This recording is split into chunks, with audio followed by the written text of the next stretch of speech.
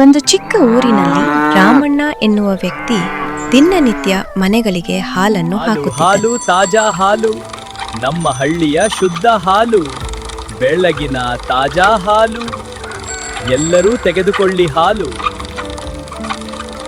ಅಮ್ಮ, ಈಚೆ ಬನ್ನಿ, ತಗೊಳ್ಳಿ. ಕೊಡು ಅಣ್ಣ, ಇವತ್ತು ಮನೆಗೆ ಅತಿಥಿಗಳು ಬರ್ತಾ ಇದ್ದಾರೆ, ಸ್ವಲ್ಪ ಜಾಸ್ತಿನೇ ಕೊಡು. ಆಹಾ, ತಗೊಳ್ಳಿ. ಹಾಲು ತುಂಬಾ ಶುಚಿಯಾಗಿ ತಾಜಾವಾಗಿದೆ, ಎಷ್ಟು ಬೇಕಾದರೂ ತಗೊಳ್ಳಿ. ಧನ್ಯವಾದಗಳು, ಒಂದು ಲೋಟ ತುಂಬಿ ಕೊಡಿ. ಸರಿ, ತಗೊಳ್ಳಿ. ರಾಮಣ್ಣ, ಇಲ್ಲಿ ಬಾ, ತಗೋ ಈ ತಿಂಗಳ ನಿನ್ನ ಹಾಲಿನ ಹಣ. ಅಯ್ಯೋ ಜಯಮ್ಮ, ಇಡೀ ಊರಲ್ಲಿ ನೀನೊಬ್ಬಳೇ ಸರಿಯಾಗಿ ಹಾಲಿನ ಹಣವನ್ನು ಕೊಡುವುದು. ಅದ್ರಲ್ಲಿ ಏನು ಇದೆ ರಾಮಣ್ಣ, ನೀನು ಹಾಲು ಹಾಕ್ತೀಯಾ, ನಾನು ಕಾಸು ಕೊಡ್ತೀನಿ. ಹೌದು, ಅದೇ ಸರಿ. ಧನ್ಯವಾದ. ಜಯಮ್ಮ, ಇಲ್ಲಿ ಬಾ. ಏನು ಮಾಡ್ತಾ ಇದ್ದೀಯಾ ಅಲ್ಲಿ? ಹಾ, ಬರ್ತೀನಿ. ಜಯಮ್ಮ, ನಾನು ಇನ್ನೂ ಹೋಗಿ ಬರ್ತೀನಿ. ಏನು ಮಾಡ್ತಾ ಇದ್ದೆ ಅಲ್ಲಿ?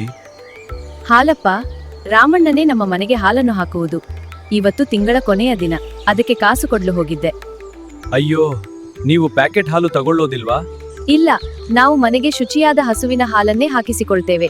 ಅದು ನೈಸರ್ಗಿಕವಾಗಿ ತಾಜವಾಗಿರುತ್ತದೆ. ಅದರಲ್ಲೂ ರಾಮಪ್ಪನ ಹಾಲಂತೂ ಇನ್ನೂ ಚೆನ್ನಾಗಿರುತ್ತೆ. ಅವನು ನೀರನ್ನು ಬೆರೆಸುವುದಿಲ್ಲ. ಓ ಹೌದಾ, ಸರಿ ಸರಿ, ಆಯ್ತು.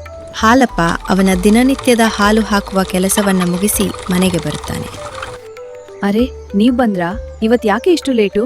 ಅಯ್ಯೋ, ಇವತ್ತು ಸೈಕಲ್ ಪಂಚರ್ ಆಗ್ಬಿಡ್ತು, ಅದಕ್ಕೆ ಸ್ವಲ್ಪ ಲೇಟ್ ಆಯ್ತು. ನೀವೊಂದು ಸ್ಕೂಟರ್ ಯಾಕೆ ಖರೀದಿಸಬಾರದು? ಸೈಕಲ್ನಲ್ಲಿ ಯಾಕೆ ಹೋಗ್ತೀರಾ? ಬಜಾರ್ನಲ್ಲಿ ನೋಡಿ ಒಂದು ಒಳ್ಳೆ ಸ್ಕೂಟರ್ ಖರೀದಿಸಿ. ಅರೆ, ನಾನು ಸೈಕಲ್ನಲ್ಲಿ ಹೋದರೆ ಬಡ ಜನರನ್ನು ಸಂಪರ್ಕಿಸಿ ಅವರನ್ನು ನಗುತ್ತಾ ಮಾತನಾಡುತ್ತಾ ಹಾಲನ್ನು ಕೊಡಬಹುದು.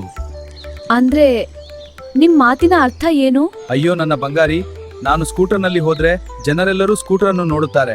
ಅವಾಗ ಜನರೇನು, ಈ ಹಾಲಪ್ಪ ಸ್ಕೂಟರ್ನಲ್ಲಿ ಬಂದಿದ್ದಾನಲ್ಲ, ಇಷ್ಟು ಕಾಸು ಎಲ್ಲಿಂದ ಬಂತು ಅಂತ ಕೇಳುತ್ತಾರೆ. ಅಯ್ಯೋ, ಎಲ್ಲಿಂದ ಬಂತು ಅಂತ ಅಂದ್ರೆ ಹಾಲು ಮಾಡ್ತೀರಾ, ಅದಕ್ಕೆ ಕಾಸು ಬರುತ್ತೆ, ಆದ್ದರಿಂದ ತೆಗೆದುಕೊಂಡಿದ್ದೀರಾ ಅಲ್ವಾ? ಯಾರಿಗಾದ್ರೂ ಮೋಸ ಮಾಡಿದ್ದೀರಾ?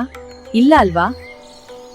ಹಾಲಪ್ಪ ಅವರ ಹೆಂಡತಿ ಹೇಳಿದ ಮಾತನ್ನು ಸರಿ ಎಂದು ತಿಳಿದುಕೊಂಡು ಒಂದು ಸ್ಕೂಟರನ್ನು ತಗೊಂಡು ಬಿಡೋಣ ಎಂದು ಯೋಚಿಸಿ ದಿಢೀರನೆ ಎದ್ದು ಕೊಟ್ಟಿಗೆಗೆ ಬರುತ್ತಾನೆ. ಅಲ್ಲಿ ಅವರ ಹೆಂಡತಿ ಲಚ್ಚಿ ಹಾಲುಗಳನ್ನು ಕರೆದಿಟ್ಟಿರ್ತಾಳೆ. ಅಯ್ಯೋ, ಬರೀ ಇಷ್ಟು ಹಾಲಿನಿಂದ ಸ್ಕೂಟರ್ ಗಾಡಿನ ಹೇಗ್ ತಗೊಳ್ಳೋದು? ಅದು ಆಗದಿರುವ ಕೆಲಸನೇ. ನೋಡೋಣ.